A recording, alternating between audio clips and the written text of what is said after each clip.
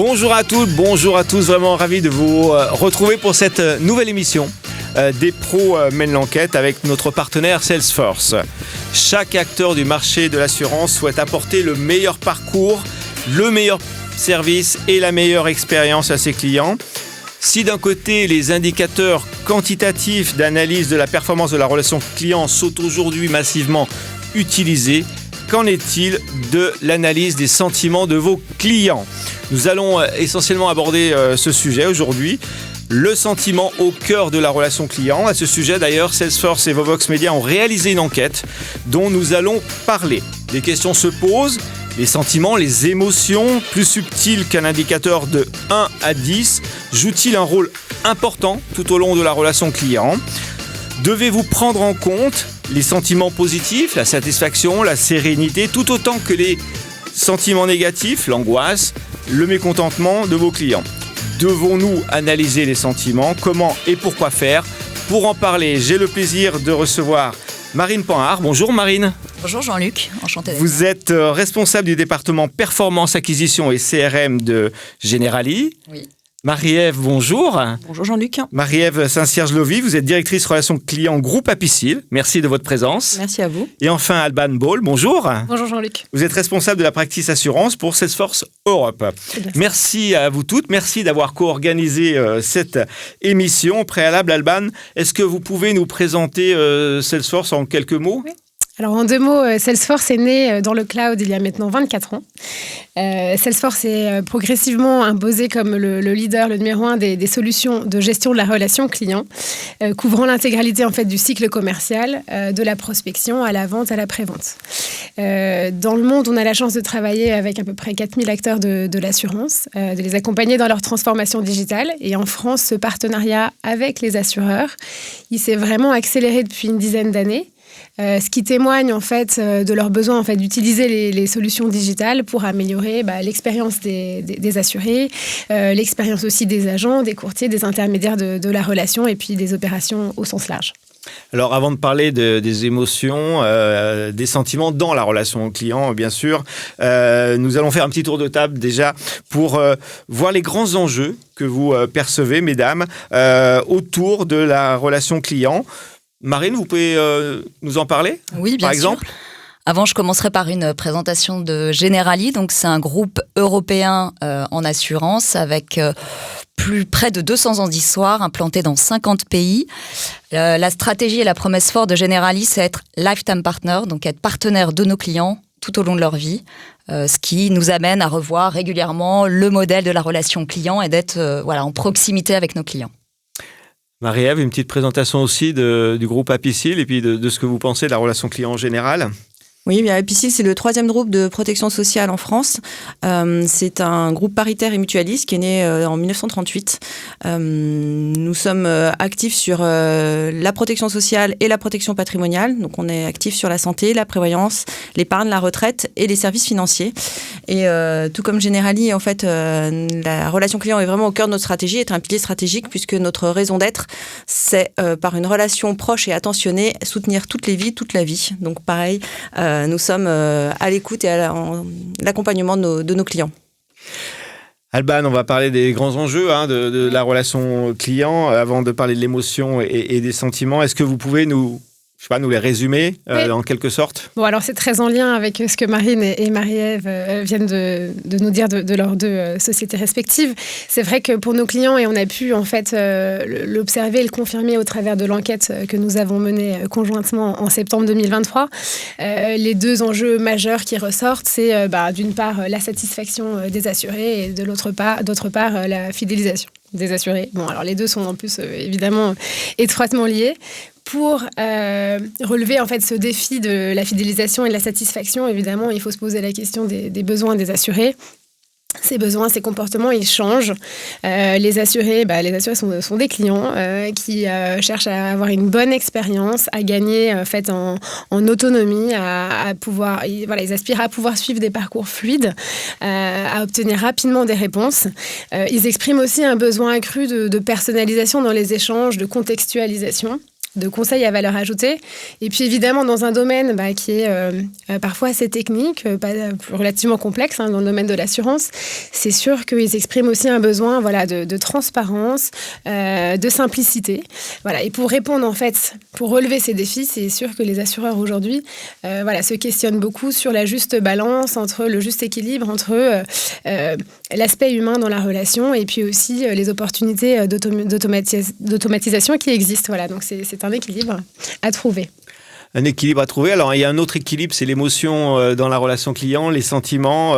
On va se poser une question aujourd'hui ensemble, c'est est-ce qu'effectivement l'émotion, le sentiment, est-ce que c'est des éléments clés aujourd'hui de la performance de la relation client? Est-ce que c'est pas au final un peu le cœur du réacteur de la relation client, de la relation humaine souhaitée par les assureurs, mais aussi par les assurés, la relation de confiance?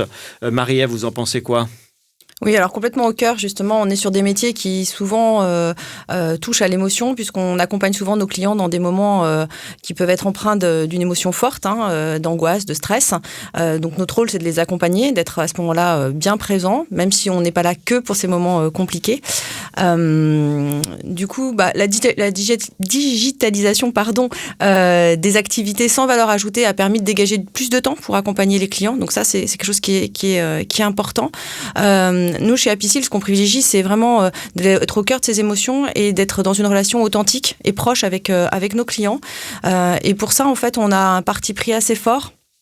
On ne met pas à disposition nos chargés de clientèle, nos conseillers, de scripts de réponse. En fait, on les forme à l'intelligence émotionnelle et on leur apprend à être en posture d'écoute. On leur apprend... D'empathie aussi, je suppose, d'une certaine façon. Exactement, à détecter le profil de leur client, l'état d'esprit du client. Voilà, tout ça, c'est vraiment la base, en fait, le ton, la voix, détecter tous les signaux faibles. Et on se refuse justement à avoir ces scripts pour rester justement dans une relation vraiment... authentique et la plus proche possible.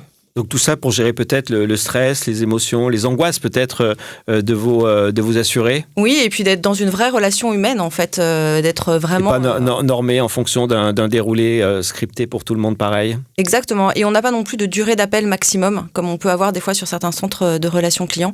Donc vraiment, on laisse toute latitude et autonomie au conseiller pour accompagner au mieux son client.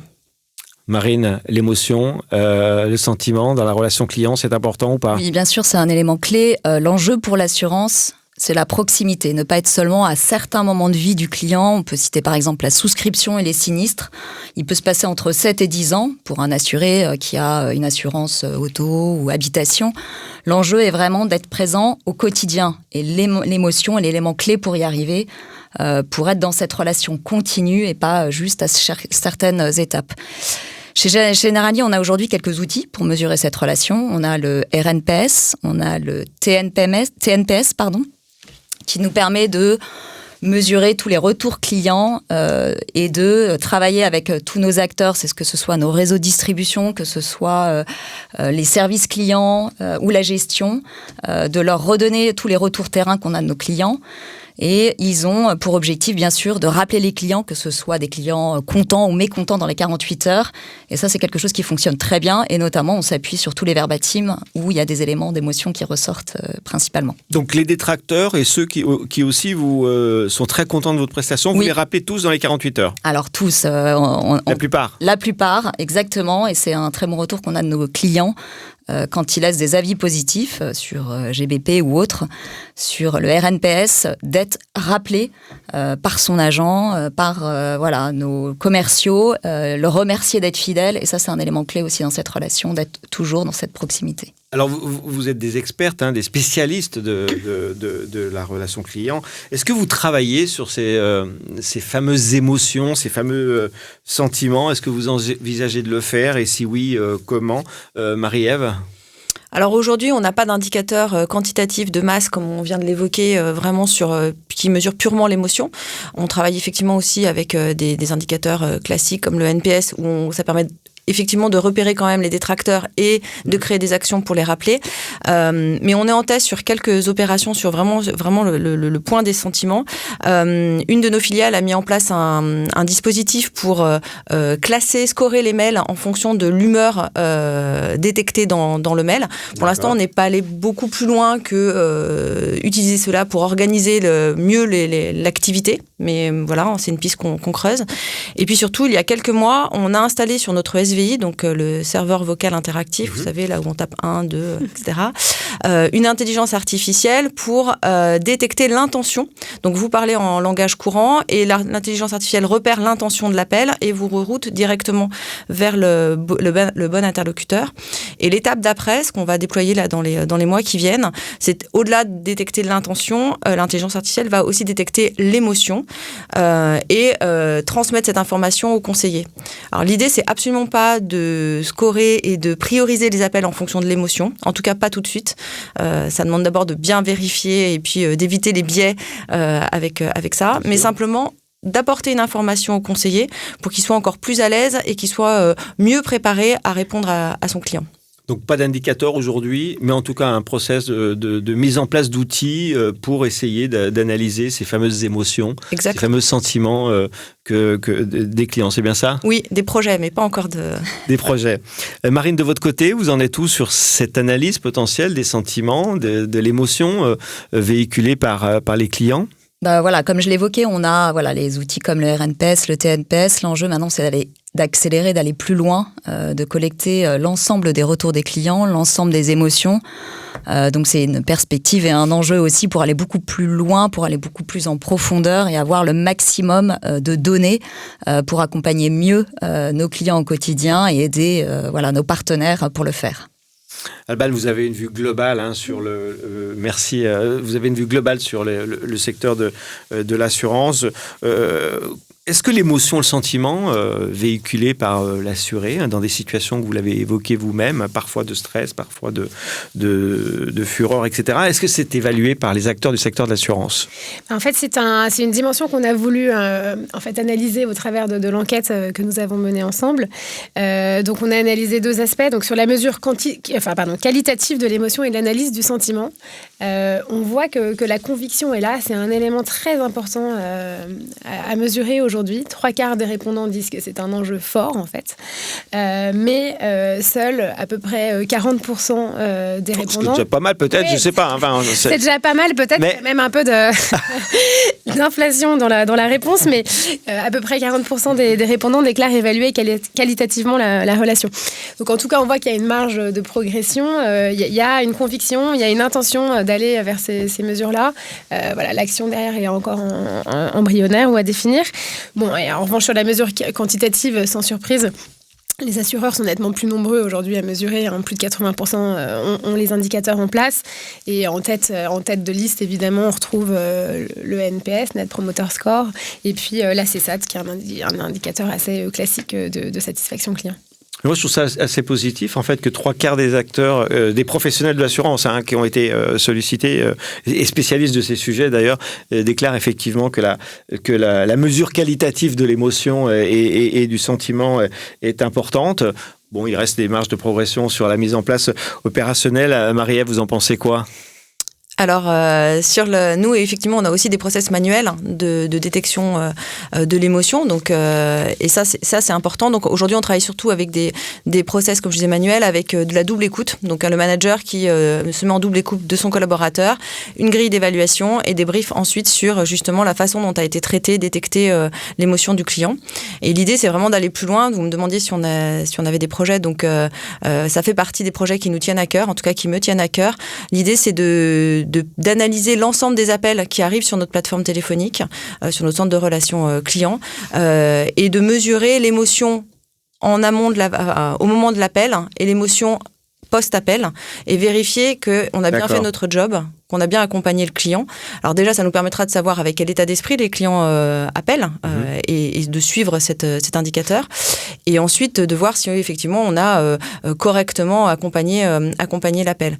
Et ça, pour moi, ça serait vraiment un vrai indicateur quantitatif de l'émotion et surtout de notre performance dans l'accompagnement.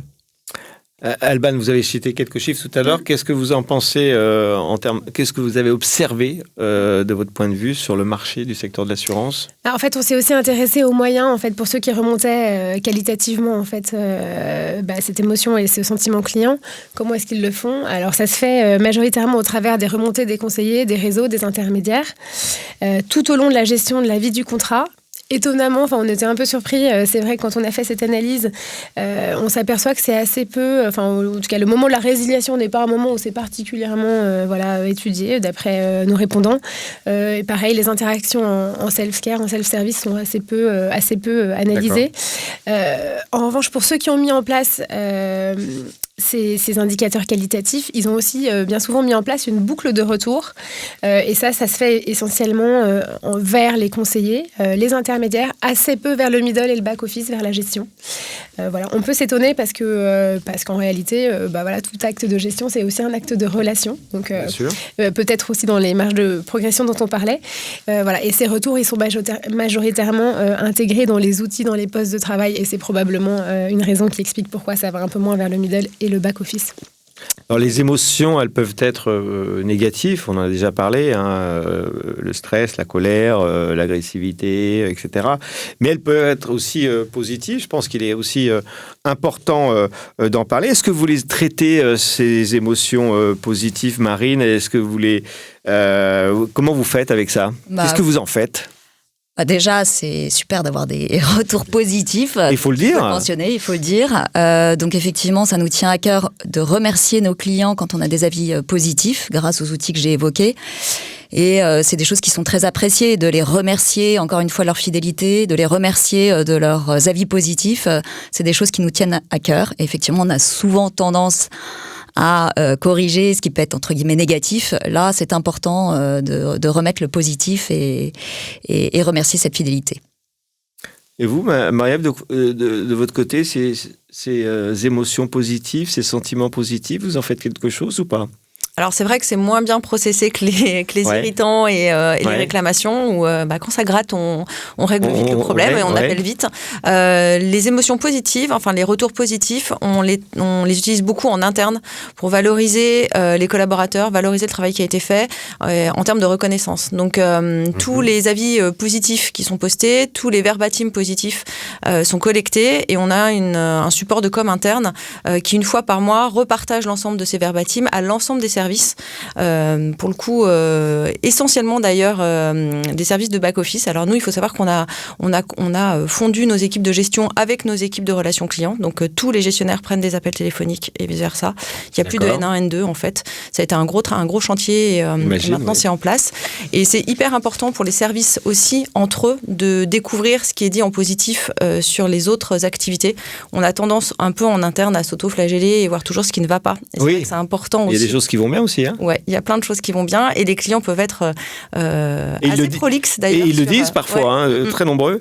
Pas sur les avis clients, parce que généralement sur les avis clients, ils déversent un petit peu leur colère. On reçoit encore des petits courriers, même des fois à la main, etc. Et ça fait toujours plaisir. Et je rejoins ce que tu disais, Marine, ça fait vraiment du bien. Voilà. Bon. La technologie, on a parlé beaucoup de l'humain, mais la technologie, c'est probablement un apport important. Exemple, l'intelligence artificielle, est-ce que ça permet peut-être d'avoir la capacité de détecter ces sentiments, ces émotions, de les analyser et peut-être de permettre aux gestionnaires de se concentrer davantage sur le rapport humain. Marine, vous avez un petit avis là-dessus, je crois. Alors oui, l'exploitation des retours clients est complexe, tant sur le nombre d'avis, que le nombre de données, que les coûts associés. L'IA ouvre justement des opportunités pour aller beaucoup plus loin là-dessus, à accélérer ces retours et l'exploitation de ces données et permettre à nos réseaux de travailler mieux, en tout cas cette approche client, grâce à toutes ces données collectées, intégrées, exploitées, et notamment grâce au LLM, donc les grands modèles de langage. On peut faire émerger des insights clients, positifs comme négatifs, et permettre des actions correctives préventives pour nos réseaux et pour travailler, pour être plus proche de nos clients grâce à l'IA. Trop de données, tu l'as donné, c'est-à-dire qu'il y en a tellement que c'est compliqué de les exploiter, non ? C'est très complexe. Il y en a beaucoup. Il y a des données qui viennent de partout. Il y a des données qui viennent du service client, des centres de gestion, du digital avec l'omnicanalité. Et c'est vrai que c'est pas évident d'agréger l'ensemble de ces données, de faire ressortir les insights importants. Et c'est pour ça que l'IA va permettre de collecter demain toutes ces données pour mieux aider et pour mieux concentrer les efforts sur cette relation, cette authenticité et cette proximité avec tout le calcul et toute la collecte qui a été faite préalablement. Marie-Ève, sur l'apport de l'IA, vous en pensez quoi ? C'est indispensable pour cette analyse des sentiments, des émotions ? Oui, je rejoins ce qu'a dit Marine, ça donne le vertige, même tout ce qui est possible. C'est faramineux. Voilà, donc il faut aussi garder la tête froide parce qu'effectivement, on peut faire beaucoup de choses. Il y a aussi des choses qui sont gadgets. Il y a effectivement la construction et la massification des données est un des sujets les plus importants et comment les consolider et finalement en faire quelque chose. Donc nous, on a mené un gros chantier de transformation justement de notre système d'information pour avoir une vue à 360. On garde la tête froide en se mettant en veille sur tous ces sujets, en faisant confiance à nos éditeurs. Alors je regarde aussi Alban un peu, parce qu'effectivement, en fait, c'est des métiers qui sont extrêmement outillés d'un point de vue informatique et tous les éditeurs vont intégrer dans leur roadmap un peu d'IA ou beaucoup d'IA dans leurs solutions. Donc on va forcément l'utiliser par l'intermédiaire de nos éditeurs. Et puis en interne, nous, ce qui nous intéresse, c'est vraiment des fonctionnalités qui augmentent nos conseillers, qui augmentent leur intelligence émotionnelle, plus que l'effet un peu nouveau, parce que le danger, c'est un peu de se disperser avec toutes ces fonctionnalités qui existent à foison, et puis de mettre en place des choses dont on ne sait finalement pas pourquoi on le fait. Donc ce qu'on recherche, c'est vraiment l'utilité pour accompagner nos conseillers. Et garder peut-être l'authenticité de la relation client. Oui, qui est vraiment fondamentale, et lui garder cette singularité en fait. Et c'est un peu ce qui peut faire peur avec l'IA, c'est de normer un peu tout ça.